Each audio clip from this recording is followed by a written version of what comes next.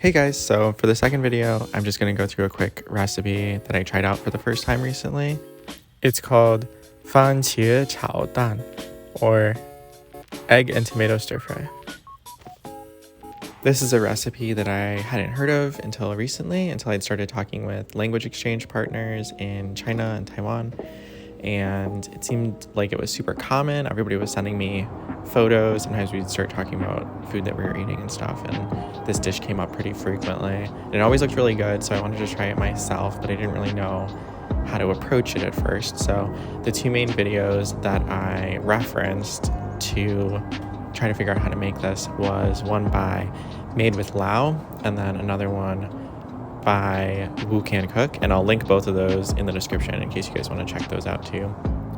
Also, I think this recipe could be pretty easily adapted to be vegan if you used a product like Just Eggs or maybe silken tofu.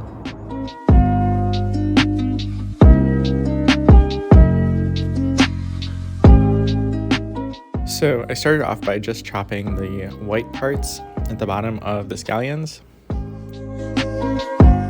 And then I smashed a couple of pieces of ginger, and I'm going to use both of these things as aromatics in the oil. And then I chopped up 5 tomatoes. This is where the two recipes really differed, because some people like to peel their tomatoes first, but I just went with straight up chopping them because I didn't feel like going through that whole process the first time.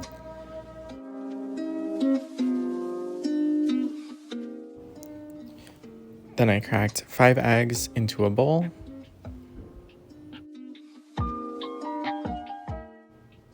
And beat them all together.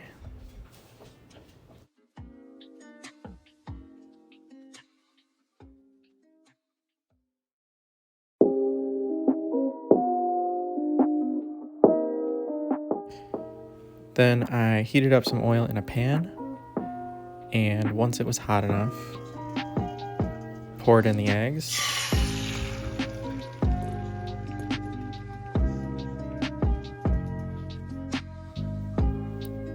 Stirring them in the pan so that they'd get nice and scrambled, but not too dry.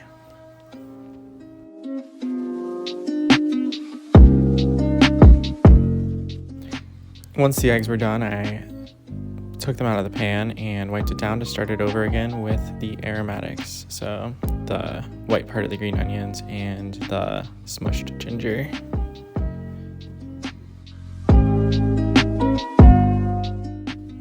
And then once those had been in a pan for a little while, I threw in the chopped tomatoes.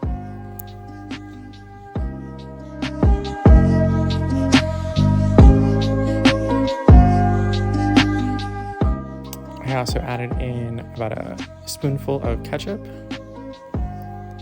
And then once the tomatoes had cooked down enough, I threw in the scrambled eggs and the green part of the scallions.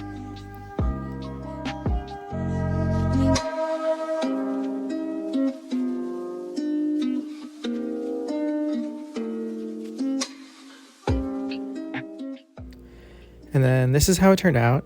I think the biggest change I would make next time I try to do this recipe is using heirloom tomatoes or local tomatoes that are more flavorful. These tomatoes were a little bit bland, but other than that, not too bad.